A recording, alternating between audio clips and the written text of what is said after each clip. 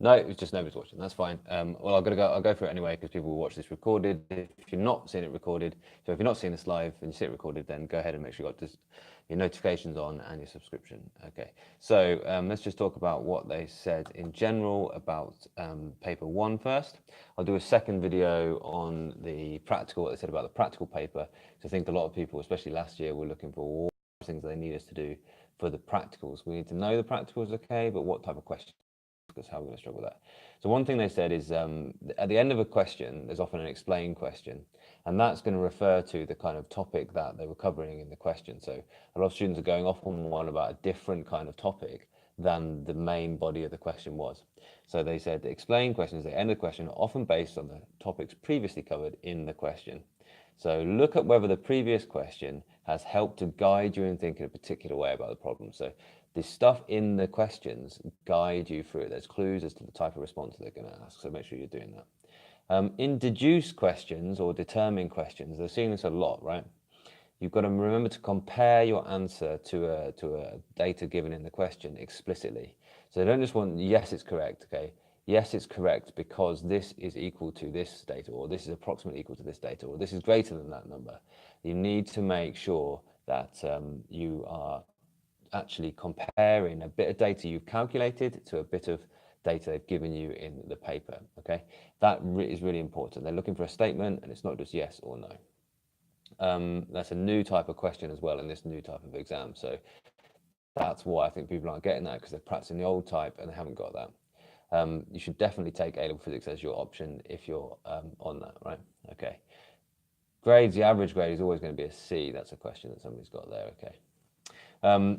Okay, so the next one, elastic collisions. Okay, if they give you a clue, elastic collision somewhere in there, then they are looking for a statement somewhere in your response, probably, that is kinetic energy is conserved. Always momentum is conserved. But if they say elastic collision, they're actually testing your knowledge that elastic collision means kinetic energy is conserved. So there's a little kind of describe, a little kind of within probably a bigger explain or apply kind of question. So look out for those little extra marks that you can get, the kind of clues, the little easy marks within the big, more difficult questions. I think that's a really hot tip there. Be careful with capacitor questions, not to confuse Q with C.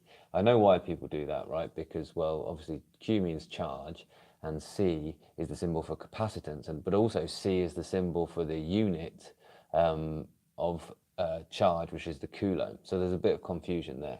So Q in your algebra means charge, C means capacitance. And this is the point, right? You get this formula sheet, and it's worthless if you don't know your way around. If you don't know what all of those little bits of algebra mean, then what's the point in having a formula sheet? So make sure you know your formula sheet like the back of your hand. Okay, and then the last one is use of. If there's a use of mark in the mark scheme, it means you need to actually have all the values substituted into the formula. Now those values could be a bit wrong, so it could be that you didn't get your prefix right, and you would get use of, all right? So we're looking for somebody to actually have selected a formula and have substituted the right values in. A lot of people are selecting the right formula, but not getting the use of mark because they're not actually putting some numbers in. I will go through chat, just maybe after I've done paper 1, I'll have a look at the chat.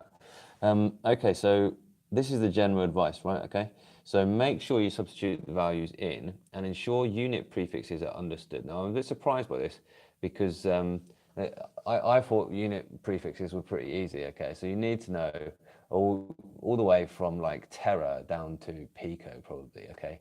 They're just powers of 10. It's very, very easy. Get yourself a table and learn all the powers of 10. You know, kilo is times 10 to the 3, mega is times 10 to the 6, you know, all that type of thing. So make sure you know your unit prefixes really, really well. People are confusing a micro. Okay, the little mu is times 10 to the minus 6. Okay? It's a very, very easy thing to do.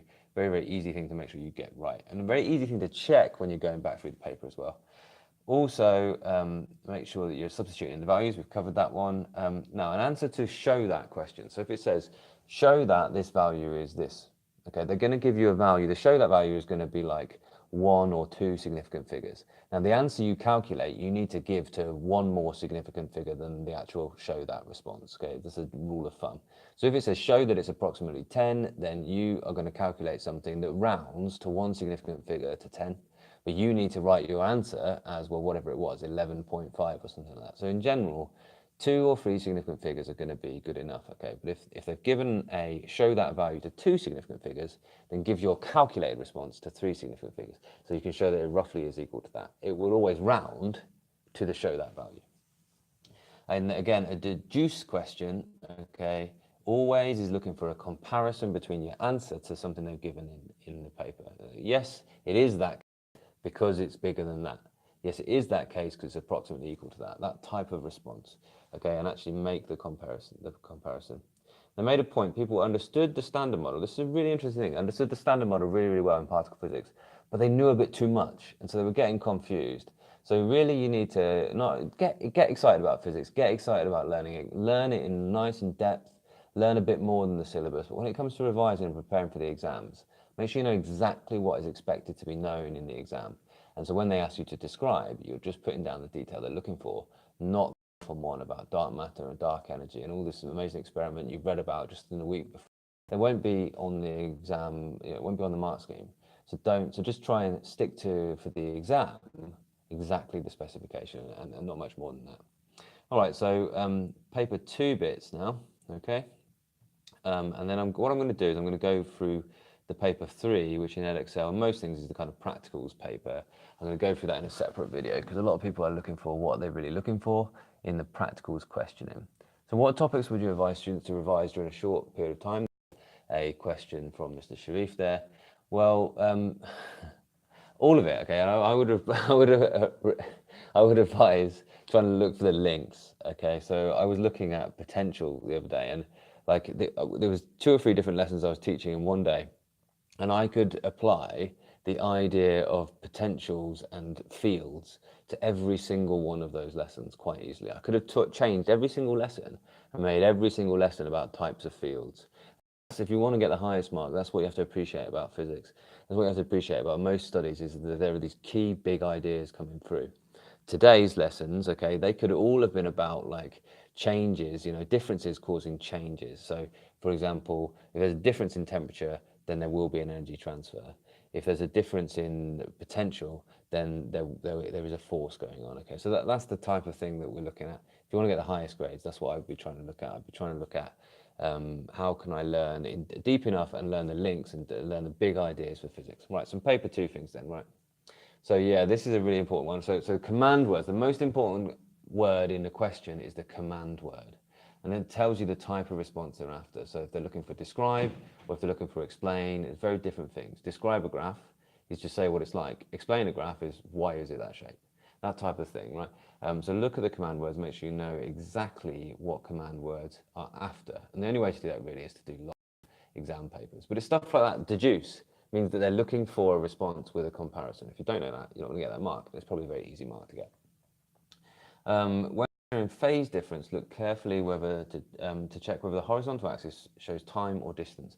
This is with waves, and we can have graphs of waves that show displacement versus time, displacement versus distance, so actually like a physical kind of picture of the pattern of the wave, or even acceleration versus time. Okay, there's loads of different graphs we can plot about waves, and they all appear as sine waves, all right, so they can get a bit confusing. So with waves in SHM, make sure the first thing you do is you check your axes. So if you're ever looking at any kind of graphs, really check what's on the axes to understand exactly what the graph is trying to show.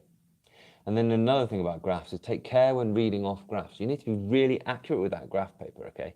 Half a small square, that's the accuracy that we're going to actually mark it to. Okay, so the tiny little squares on the paper, you need to be in the right half of that little tiny little square. That's how accurate you need to be, okay? So that goes for taking readings off. A little bit out is going to lead you to a wrong answer, it's going to lead you to wrong answers later on as well. So just be careful with that. Yeah, this is a really good one. Learn the standard descriptions of physical processes. So when you go through your revision guide, when you go through your textbook, it's explained to you in a kind of set way. And if you look at the mark schemes in the past of explain questions and describe questions, there's always the same kind of pattern. There's always they say this, they say this, they say this. Now, one that I always remember is transformer. They always say, explain how a transformer works, it's going to be, there's an alternating current in the primary, there's a changing magnetic field in the core, and that induces an alternating potential difference on the secondary. Okay, this is a set explanation. Resonance. Okay, that there is a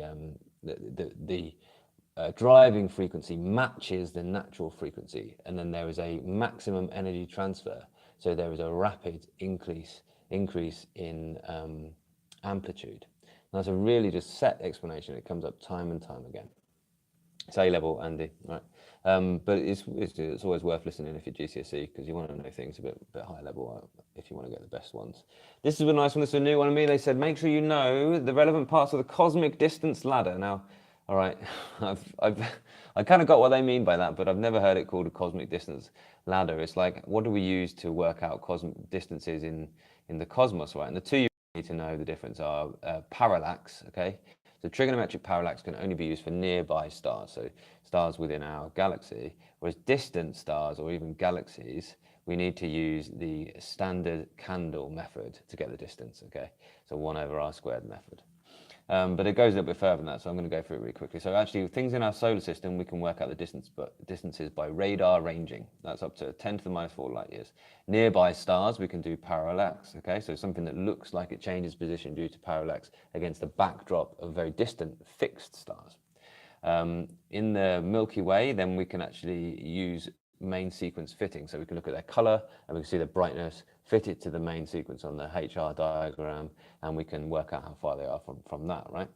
And then in nearby galaxies, we can look at Cepheid variable stars, and that will give us a good indication of how far away those Cepheid variable stars within those galaxies are, so therefore how far the galaxies are. And then distant galaxies, we're looking for standard candle again, right? And a Tully-Fisher relation, which I don't know what that is, I'm afraid, so it won't be in your A-level. And then also, you know, the biggest thing to consider is the universe itself, and Hubble's law is the thing which tells us about the size of that and also the age of that. Terrible teacher. What am I that to teach you?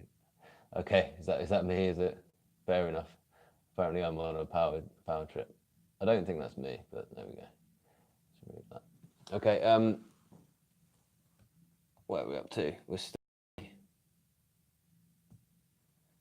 still on the paper 2 ones. Okay, so here's some other things about paper 2 that you should bear in mind, right? In multiple choice, there's no mark for getting it without any writing. So I think they're surprised that they aren't showing their working for multiple choices. So this is the most sophisticated thinking tool known to man. So actually use this to set out your ideas, even on the multiple choice. Okay, I know it's only worth 1 mark, but you don't need to do it in your head. Also, yeah, we've talked about this, the command words, we've said that, okay. There's always going to be at least 2 linked marking points for a question asking you to explain. That's something I didn't know, actually, so that's an interesting one. So if it's an explain question, there's always going to be at least 2 points that you should link. Okay, so what are we up to? Where you're asked to make a judgment, okay, or come to a conclusion, okay, that's where you should always be comparing 2 values. So your calculation, that is going to lead to a judgment, okay? That's going to lead to a comparison between your calculated answer and the one they've given you somewhere in the text. Learn the standard description of the physical processes. We've done that one, okay? They talk about production of atomic line spectra. So go ahead and think about the explanation of how atoms produce light and why you get these line spectra, or how atoms absorb light and why you get these continuous spectrum with the black bits there. Check that quantitative answers represent sensible values and go back over calculation when they don't. So if you get an answer which comes out as something like times 10 to the minus 50 something. Now I don't know of a single kind of thing in physics that we consider to times 10 to the minus 50. So if you're getting something that seems way too big or way too small, then check back through. Now often they'll write a question where the answer is meant to be surprisingly big or surprisingly small, and that's fine. Check your maths, trust the maths if needed. If it surprises you, it probably surprises you for a reason. So actually use that old, like, is it a sensible calculation? If it's the speed of car and you're getting close to the speed of light, then is it a sensible answer that you're actually giving? Things like converting, okay, are still a problem at A-level apparently. Degrees Celsius to Kelvin. If you see a capital T to represent temperature, it means absolute temperature. Okay, things like nanometers, millimeters, kilometers, you need to know those prefixes and just do them completely naturally.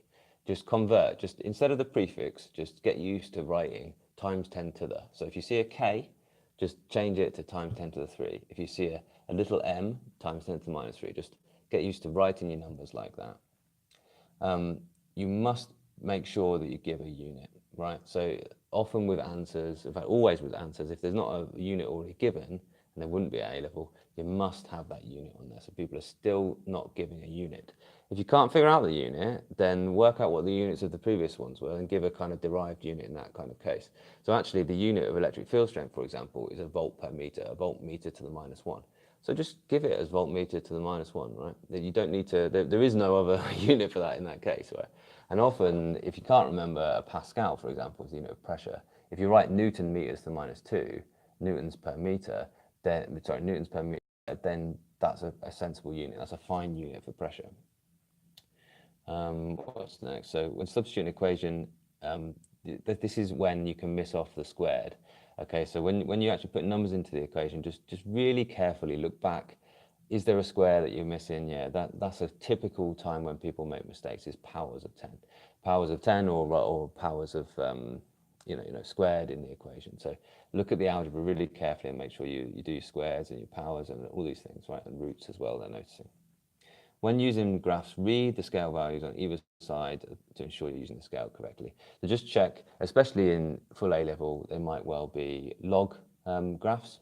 So just check that you're actually getting the right numbers from the graph, you're converting them into the correct and sensible things to be used in your calculation. And lastly, remember, this is the thing to remember really about phase and path difference of waves. Phase, angle, path difference. So path is in meters, and phase is in radians, or it's in degrees. Right, I hope that was helpful. I'll do something similar with the examiner's report for the paper 3, okay, and I'll do that next week probably. That will tell you all about practicals. If I get the time and I get the interest, then I'll do some examiner's reports for other exam boards. There's a bit of chat there, so any other questions, do them now, because otherwise I'm going to pack up and I'm going to go home. There's a good and interesting question there. Is the what I'm reading available online? Yes, it is. This is the 2018 one, so I don't think everyone can get this. I haven't shared any kind of questions on how to do that, so I haven't done anything wrong by sharing the detail of that with you. It's just some general feedback from the 2018 papers that hopefully will make you make fewer mistakes in your mock exams. But if the exam paper is available as a publicly available document, then the examiner's report is available as well. So when you go on the Edexcel website, or you go on the AQA website, whatever exam board website, you will see in their past papers, you will see the paper, you will see the mark scheme, and then you will also see the examiner's report. As I said at the very start, okay, maybe you didn't catch that, and it was in a different stream because I was worried that it was on private. Then you basically got 6 hours with every exam paper. You do the exam paper, it might take you 2 hours, right? You mark the exam paper and correct it, that might take you another 2 hours. And then you've got 2 hours with this other document, the examiner's report. So you've got 6 hours with every single exam paper is the way I like to think about it, okay? And that's the way to get the most out of that exam paper. Definitely, if you know an exam paper well, then the thing to do next is to go ahead and look at the examiner's report. Look at what people got wrong in that, and make sure you aren't one of the people that gets it wrong in the next in the next exam. And as I said at the start as well, last year in the examiner's report, one of the biggest tips at the end was kids are not understanding the potential dividers very well. You know, that's a message to us teachers. Teach potential dividers better, focus on that, make that a priority. And there was a big question on the potential dividers. So always make sure at the very least when you go into that exam, go ahead and look at last year's examiner's reports. And that's what I've just kind of gone through a little bit for you today. How do you survive? How do you suggest revising AS topics? Well, I would just be working hard on the A-level stuff because most of it relies on understanding of the AS stuff as well. Definitely go back over it, but at the minute I would be really focused on the full A-level stuff. I would be aiming to have tried to learn everything at least once, read through the textbook at least once, tried as many questions throughout the topics as possible at least once by now. Okay, so by the end of December, basically, I would be looking to have done everything you possibly can and covered the whole course at least once, so that there's nothing that's going to surprise you that's brand new in Marchish. What exam board I'm talking about? I am talking about Edexcel, but these exam reports can be had for all different exam boards. Edexcel is the one that we do at my school. I will look at some, as I said, I will do a similar thing for AQA or OCR or any other exam boards if there's kind of interest. I hope that was useful. If you've just joined now, then skip back, because what I've just done is I've gone through some tips from paper 1 and paper 2 from the 2018 full A-level papers. The things that examiners noticed that kids aren't doing very, very well at in the last set, and these will be things that come up in the next set as well. These can be really useful topics. They show you good examples, they show you bad examples in examiners' reports. They talk about what loads of kids are doing, they talk about what a few kids are doing, and how you can get better. Examiners' reports are one of the key reasons why grades, marks go up every single year, but grades obviously stay fixed. So you need to be doing better than last year's every single time in a specification. All right, I hope that was helpful. AQA sounds good next time, Gino, okay? I'll do the practical one next. And yeah, well, can you all, the 7 of you that are here, can you go ahead and hit the like button just for us now? Because that tells YouTube that this video is worth watching, and to go ahead and promote it to other people. All right, thanks dudes, see you soon.